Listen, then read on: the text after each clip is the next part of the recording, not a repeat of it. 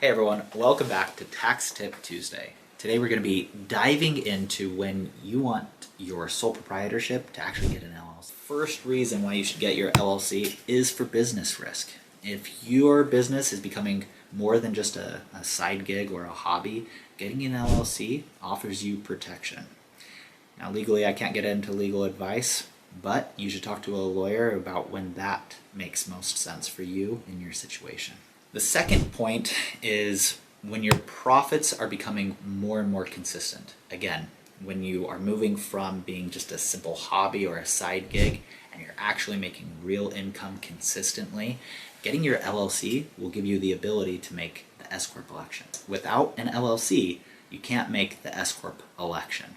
And as we've talked about in several of our past videos, being taxed as an S corporation can save you thousands of dollars every single year in taxes that don't need to be paid. The third point is when you're building a real brand. Again, moving away from just being a hobby or a side gig, becoming an LLC boosts your credibility to your vendors, to your clients, to your consumers, whoever they may be. And the fourth point is if you're bringing on a partner. Now, technically, if you bring on a partner, you don't have to be in an LLC. You're still going to be taxed as a partnership. But becoming an LLC, again, will give you the ability to be taxed as an S Corp if that's what you choose. But also, just because you're bringing on a partner, you really want that legal protection between you and your partner as well. It's for both of your benefits and the sake of the business. Getting a real life example.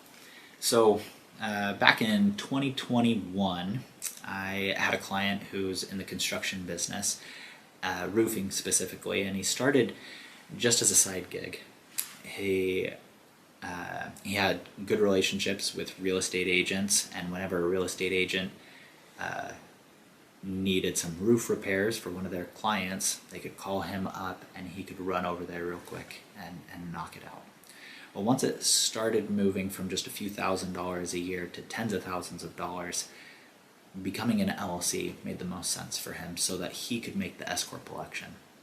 And once he was in the $80,000 range, that S Corp election was saving him around $3,500 in taxes every single year, which he was able to reinvest into advertising, building his brand, and actually becoming a legitimate business and not just a hobby. So he was able to quit his full-time job, and now he's making about $200,000 net profit each year. And being taxed as an S Corp is saving him about $7,500 to $8,500 every single year. Again, those savings add up so much. And what's crazy, if you take those savings and you just put them into an IRA, because you can put about $7,000 to $8,000 into an IRA.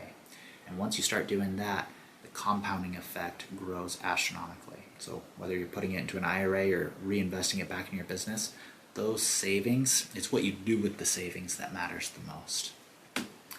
Anyways, that's it for Tax Tip Tuesday. Make sure to like, subscribe, and see us next week.